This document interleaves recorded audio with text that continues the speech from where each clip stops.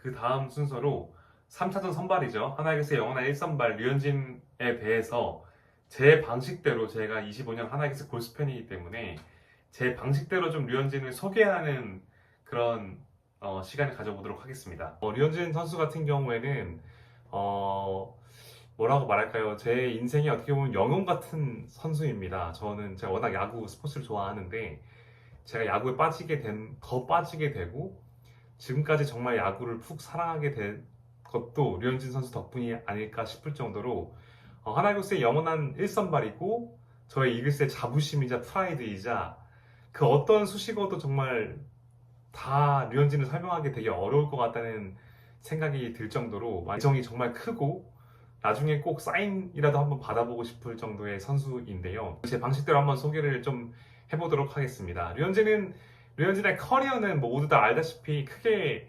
하나이글스로 데뷔한 하나이글스 KBO 첫 번째 시절, 두 번째 챕터는 LA 다저스 시절, 세 번째 챕터는 토론토 블루제이스 시절, 네 번째는 지금 현재 복귀한 하나이글스 시절로 얘기를 할 수가 있을 것 같은데요. 네, 첫 번째 하나이글스 챕터 얘기를 좀 해보면은 류현진이 2006년 하나이글스 입단 후에 당시엔 사실 2차 1라운드로 이제 지명을 받았는데 이제 SSG에서 이제 류현진을 선택을 안 하면서 하나이글스가 입단 지명을 할 수가 있었고 다 아시다시피 입단 후 첫 해에 KBO 신인상 MVP 골든글러브를 동시 수상하고 사상 처음으로 최초로 루키 시즌에 트리플 크라운을 달성한 업적을 달성을 하게 됩니다.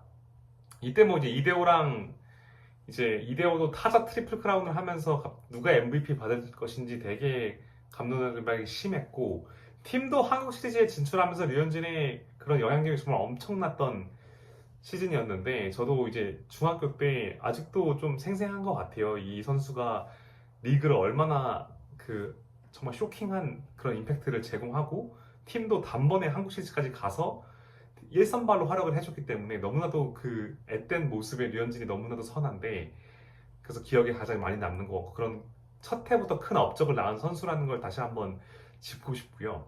2007년에는 데뷔 후 2년 연속 200이닝 플러스 투구를 하게 됩니다. 요새는 이제 투구수구제 관리를 받기 때문에 200이닝 넘는 투수들이 많이 없는데 류현진 선수는 2년 동안 바로 200이닝 이상 투구한 그런 선수고 2007년에는 준 플레이오프 삼성전 MVP를 받은 선수입니다. 이번에 삼성과 가을 야구를 하면서 그 당시 준 플레이오프가 많이 회자가 되고 있는데 가장 최근에 있었던 삼성과의 맞대결이기 때문에 당시 이제 삼성 감독이었던 박진만 감독이 이제 류현진의 공을 치는 그런 것도 요새 영상이 많이 나오더라고요. 그 당시에 MVP 1차전에 선발로 나오고 129 이상 던지고 3차전에 중간 투수로 홀드를 기록한 그런 투수가 류현진이라고 얘기를 할 수 있겠습니다.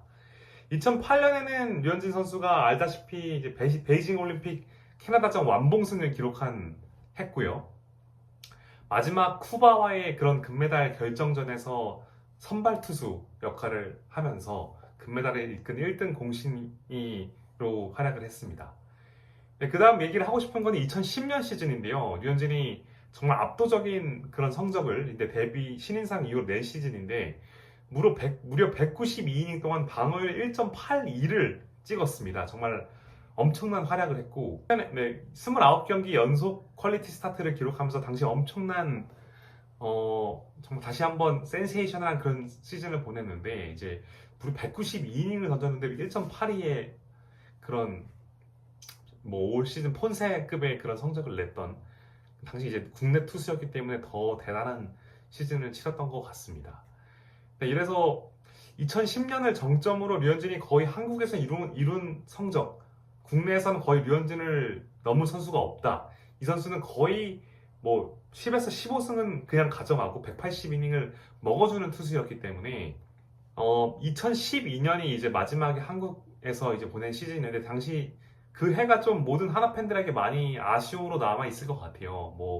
저는 솔직히 말씀드리면 그때 군대 시즌 마지막 등판 10이닝 1실점하고 10승 실패한 날이 군대에서 훈련소에서 나오던 날이었는데 그날 이제 훈련소 나와서 너무 그 경기를 보면서 너무 이게 막 가슴이 먹먹해지던 기억이 아직도 있습니다. 그때 하나 타선이 너무 도와주지 못해가지고 10승에 실패한 그 날은 정말 하나 팬들에게는 정말 너무나도 아쉬운 그런 날로 남아있는 경기였던 것 같습니다. 그래서 2006년부터 2012년까지 KBO에 뛰면서 누적 98승 52패 방어율 2.80를 남기고 KBO에서 챕터 1을 잘 마무리를 하게 됩니다. 네, 두 번째 챕터로 이제 LA 다저스 얘기를 좀 시작을 해보겠습니다. 이제 2012년 겨울에 저는 그때 군대에서 정말 깜짝 놀랐었을 텐데 포스팅으로 2,573만 달러로 거의 300억 원에 대한 포스팅을 받으면서 다저스에 입단을 하게 됩니다. 이게 얼마나 쇼킹한 일이냐면은 이전에 한국 선수 포스팅이 100만 달러 이상이 없었습니다. 그 정도로 100만 달러 이상의 한국 선수가 없었는데 무려 2,573만 달러. 뭐 말도 안 되는 수치죠. 뭐 전무후무한 그런 역사를 썼다고 얘기를 하면 좋을 것 같습니다. 당시에 이제 KBO에서 메이저리그로 직행한 최초의 선수였고요. 그래서 2013년에 이제 데뷔를 했는데 제가 이제 정말 그 모든 경기를 다 보려고 막 새벽 경기면은 새벽에 일어나고 뭐 점심시간에서도 보고 이랬던 기억이 있는데 당시 이제 14승을 올리면서 커쇼, 그레인키에 이어서 뭐 3선발 역할을 톡톡히 했고 뭐 11경기 만에 첫 완봉승도 기록할 정도로 훌륭한 데뷔 시즌을 보냈고 14년도도 14승을 기록을 하면서 다저스에서 첫 2년이 너무 굉장히 사실 전 놀랐던 게 류현진이 KBO는 씹어 먹었지만 메이저리그에서 통할 수 있을까 하는 우려의 시선 저 또한 그렇게 생각했었습니다. 박찬호 이후로 선발 투수가 사실 메이저리그에 성공을 할 수가 있을까? 그리고 만 24~25살의 류현진이 이미 KBO에서도 충분히 뛰고 박찬호 말고는 KBO에서 출발한 선수가 없었기 때문에 이게 과연 될까 하는 게 있었는데 류현진이 그거를 되게 만들었기 때문에 이 선수는 정말 가슴 뭉클해지는 선수다라는 생각이 정말 많이 들었던 것 같습니다. 네, 류현진이 결국 메이저리그에서도 통할 수 있는 선수였다는 걸 증명을 했던 거죠. 대한민국 최고 투수는 KBO의 최고 투수는 메이저리그에서도 통할 수 있다는 걸 보여준 첫 번째 사례였기 때문에 굉장히 시사점이 컸던 것이라고 생각이 들었습니다. 2015년에는 이제 아픔이 좀 찾아옵니다. 어깨 관절하순 봉합 수술로과 16년 그 다음에까지 팔꿈치 괴사 조직 제거 수술로 사실 어깨 수술 같은 경우에서도 확률이 굉장히 낮고 이래서 류현진의 커리어가 정말 최대 위기를 맞았던 순간이 아닌가 생각이 들었지만 그는 결국 다시 돌아왔습니다. 2017년 돌아와서 2018년에는 한국 선수 최초로 월드시리즈 선발 등판을 하는 등 조금씩 부상에서 회복하는 모습을 보여주면서 메이저리그에서 커리어를 이어가는 데 성공을 했습니다. 네, 최전성기는 이제 2019년에 찾아오게 되죠. 이제 당시에 이제 6년 3,600만 달러 계약이 마치고 다저스에서 이제 과감하게 퀄리파잉 오퍼를 던지는데 류현진 입장에서는 이제 부상 회복하면서 풀타임으로 경기를 뛰지 못했기 때문에 퀄리파잉 오퍼를 수락을 하고 큰 FA 계획을 체결을 하겠다 그런 측면이 있었던 것 같아요. 그래서 오퍼를 수락하고 그 해에 이제 최고 성적을 기록을 하게 됩니다. 뭐 다 아시다시피 1점대 방어율을 계속해서 메이저리그에서 보여주면서 한국 선수 최초로 올스타전에서 내셔널리그 선발 등판을 하는 그런 초유의 사태가 있었던 그런 시즌이었고 아시아 선수 최초로 메이저리그 방어율 평균 자책점 1위 및 사이 영상 1위 득표를 했고 최종적으로는 내셔널리그 사이 영상 2위를 기록하면서 류현진의 최전성기 시즌을 만들게 됩니다. 네, 정말 이 시즌은 정말 지금 돌이켜봐도 정말 또다시 나오기 어려운 뭐 10년, 20년, 30년이 될 이런 시즌 한국 선수가 메이저리그 평균 자책점 1위를 하는 그런 시즌이 올까요? 그게 네, 정말 말도 안 되는 그냥 기록을 세운 시즌이라고 생각을 하고 그 당시 전 너무 그 해 뭐 하나에서는 좀 아쉬운 시즌을 보냈지만 저는 정말 류현진 보느라고 정말 행복했던 시즌으로 이제 기억을 하고 있습니다. 네, 지금까지 뭐 챕터 2장이었고 챕터 3장 토론토 블루제이스 시절로 좀 가보겠습니다. 뭐 이제 2020년의 시즌인데 이제 19년에 이제 시즌을 마치고 FA가 되고 토론토와 4년 8천만 달러 원의 계약을 체결을 하게 됩니다.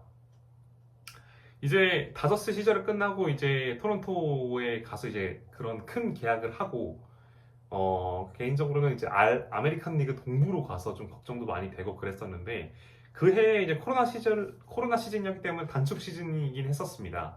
아시아 선수 최초로 최고 자완투수 상이죠. 워렌 스파상도 받고 최종 아메리칸 리그 사이 영상 3위를 받으면서 토론토의 가을 야구를 이끈 에이스 투수가 됐었습니다. 좀 그 해 류현진은 통한다. 아메리칸 리그에서도 통한다는 걸 보여준 시즌이었던 것 같아서 토론토에서 이제 에이스 시즌 1선발로서 충분히 좋은 활약을 했던 것으로 해서 시즌이었고요. 21년은 조금 아쉬웠던 시즌이었죠. 방어율도 조금 높아진 시즌이었고 22년도에는 두 번째 토미존 수술까지 이제 하게 되면서 토론토에서 사실 1, 2년 차는 풀타임으로 뛰었습니다만 3년 차에 큰 이제 다시 수술을 하게 됩니다. 이제 2023년에 이제 후반기에 이제 1년 만에 이제 복귀를 거의 하게 됩니다. 이때도 정말 대단하다 생각했던 게 사실 예정된 시점으로 거의 맞춰서 돌아왔기 때문에 돌아왔는데 이제 평균 구속이 88마일밖에 안 나오더라고요. 142km 거의 최저 시즌이면서도 3승 3패 거의 그래도 통한다는 걸 보여줬습니다. 사실 그래서 토론토 마지막 계약 시즌에 돌아와서 어느 정도 통한다는 걸 보여준 시즌이었기 때문에 이제 4년 토론토와의 그 4년 계약은 사실 조금 아쉬움이 남았던 계약이었 본인도 그렇게 생각을 하는 것 같습니다. 첫 번째 풀타임으로 2년 뛰고 거의 1년을 쉬고 마지막에 조금 돌아와서 영향력을 보여줬기 때문에 좀 아쉬운 모습이 있었던 것 같고 이제 그래서 11년 동안 메이저리그 경력을 마무리를 하게 되고요. 총 78승을 기록을 하죠. 박찬호는 124승을 기록지만 거뒀는데 박찬호보다 승수는 적었지만 레퍼런스 승리 기여도는 18.9로 박찬호가 18.1이었기 때문에 이걸 넘는 수치를 기록을 하게 됩니다. 그래서 박찬호보다는 짧은 기간을 뛰면서 승수도 적었지만 승리 기여도 측면에서는 박찬호보다 오히려 더 높은 성적을 기록하면서 메이저리그 11년 경력을 마무리하면서 성공적으로 시즌을 하게 됩니다. 네, 그 해 끝나고 이제 메이저리그에서 1년 정도 더 뛰지 않을까 이제 생각을 했었는데 이제 하나이글스로 8년 170억 계약을 하면서 네 번째 야구 인생을 이제 챕터를 시작을 하게 됩니다. 이때도 저 개인적으로 너무 아직도 생각이 나는데 이게 진짜야? 이런 생각도 많이 들고 했었는데 이 당시에 이제 뭐 8년 170억 계약이 너무 오버페이 아니냐 이런 국내 팬들도 있었는데 저는 개인적으로는 전혀 그렇게 생각하지 않는 게 당시 이제 1년 1000만 달러 이상이면 메이저리그에 남겠다 이런 얘기를 했었었는데 뭐 1년 130억 1000만 달러 130억까지는 못 받았지만 샌디에고에서 최소 3년에 2000만 달러에서 2500만 달러 오퍼를 받았었거든요. 그래서 메이저리그에서 솔직히 3년에서 3년 260억에서 320억 계약을 할 수 있었는데 국내에서 8년 170억 계약을 한 것이기 때문에 돈만 받으면 메이저리그에 남았겠죠. 260억, 320억 받으면서 남았을 수 있었지만 뭐 힘이 떨어지기 때문에 하나이글스에 돌아와서 우승을 도전하겠다는 약속을 지키기 위해서 계약을 과감하게 한 겁니다. 그래서 개인적으로는 8년 170억이 아니라 4년 170억이 적정 가액이다. 이 선수의 몸값은 3년 260억이기 때문에 생각했는데 8년으로 한 것도 물론 옵트아웃 조건을 건 것으로 보이긴 하지만 노시환 등 뭐 다른 선수들 좋은 선수를 영입해서 하나이글스의 우승을 막 같이 함께 하겠다는 생각이 있었기 때문이라고 하더라고요. 그래서 절대 오버페이가 아니라는 점을 저는 개인적으로는 의견을 좀 드리고 싶고요.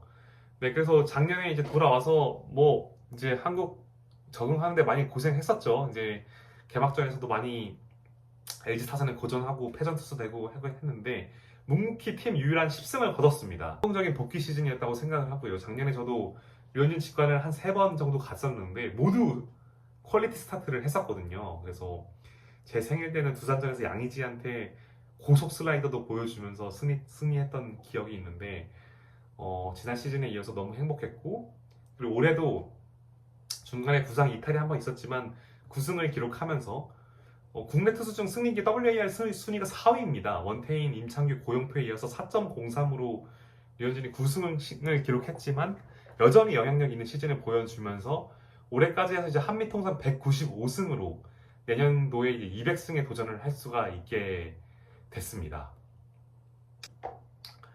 네, 그래서 류현진의 일대기는 정말 써도 끝이 없는 스토리인 것 같아요. 팬으로서 정말 10대, 20대, 30대까지 너무 행복하고 감사했었는데 복귀를 해서 2년째인 올해 우승 기회가 정말 왔는데 플레이오프 3차전이 정말 지금 너무 중요한 분수령이 됐습니다. 예상과 다르게 2차전을 패하면서 3차전에 과연 류현진이 어떠한 역할을 해줄지 후라도와 대결에서 저는 개인적으로 꼭 승리 투수가 돼서 팀 우승하는데 최고 슈퍼스타가 마지막으로 슈퍼스타가 꼭 우승 반지 끼는 거를 개인적으로 꼭 보고 싶은 마음이 있고요. 류현진이 이제 복귀를 할 때 작년에 이제 구로다 얘기를 이제 인터뷰 때 했던 것으로 알려져 있습니다. 이제 구로다가 메이저리그에서 일본으로 돌아와서 25년 만에 히로시마의 센트럴리그 우승을 이제 이끌었었는데 그 당시 류현진이 했던 말이 구로다처럼 내 힘으로 하나이글스의 우승을 이끄는 게 오랜 꿈이었다라고 밝혔었거든요. 그래서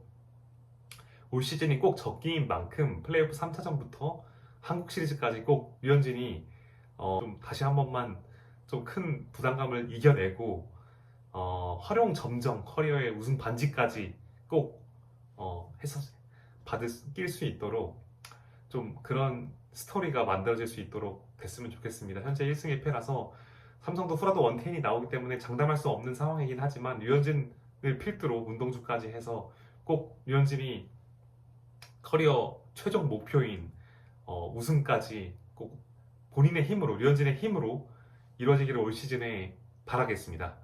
네, 이상입니다.